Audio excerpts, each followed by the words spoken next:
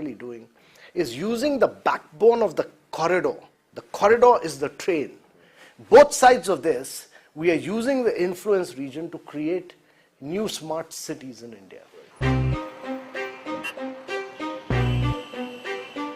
There is indeed a dire need to develop new cities. Our existing metros are slowly succumbing to the increasing population. And things are only going to get worse from here. According to a study done by consultancy firm McKinsey, the urban population would increase to 590 million. If you see the state of our towns and cities today, they are bursting at their seams. So, as it is, people jokingly remark the development is happening along certain corridors, whether it's the Mumbai-Pune corridor or the Mumbai-Nashik corridor or the Delhi-Jaipur corridor. So, because the cities are bursting at their seams, development is tending towards, in a linear manner, in a sense, hugging the highways. So, we do certainly need to create far new and fresh spaces for mixed use. And this is why the DMIC project assumes such an importance. According to the master plan, DMIC would create 24 new cities within the Delhi-Mumbai zone, and the first 7 of them are expected to come up by 2018. Kant is confident that these new cities would set a new benchmark in city planning, and none of them would face the same problems that plague our cities right now.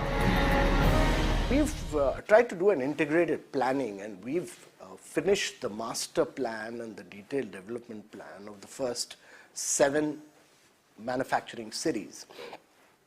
And when we do the master planning, we look at the entire hierarchy of roads, we look at the water, we look at the power, we look at how the cities will get connected to the dedicated freight corridors, and how will they get connected to the highways, to the Golden Quadrilateral, to the airports and ports. And we've looked at the requirement of power, and in fact the Delhi-Mumbai corridor itself is establishing 6 power projects of 1,000 to 1,300 megawatts. It is doing several water recycling projects. It is structuring several projects.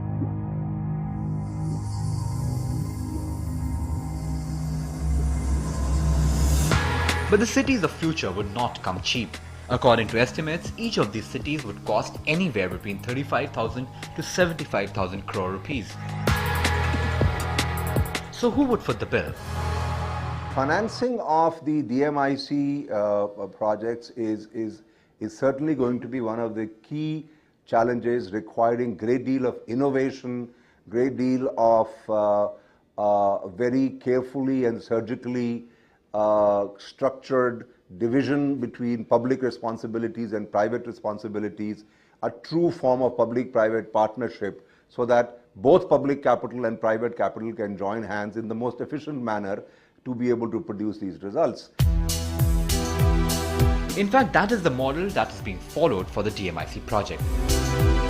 The total expenditure is expected to be over $100 billion. And the government of India, along with Japan, would contribute around $10 billion. The rest would be contributed by the private sector. An ambitious target, but does the private sector have that kind of money? All of this is not coming in 1 year. These townships take anywhere from 5 years to 15 years to develop.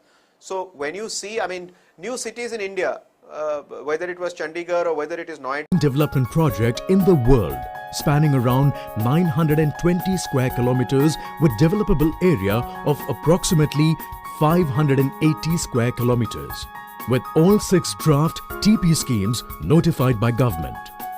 Dholera SIR is slated for grandeur, becoming 6 times the size of Shanghai. Dholera SIR has best-in-class infrastructure facilities in the form of the biggest international cargo airport of the country, seaport, metro rail connectivity, 75 meters wide internal roads, amazing architectural buildings and much more. Proximity to mega cities like Ahmedabad, Vadodara, Rajkot and Bhavnagar.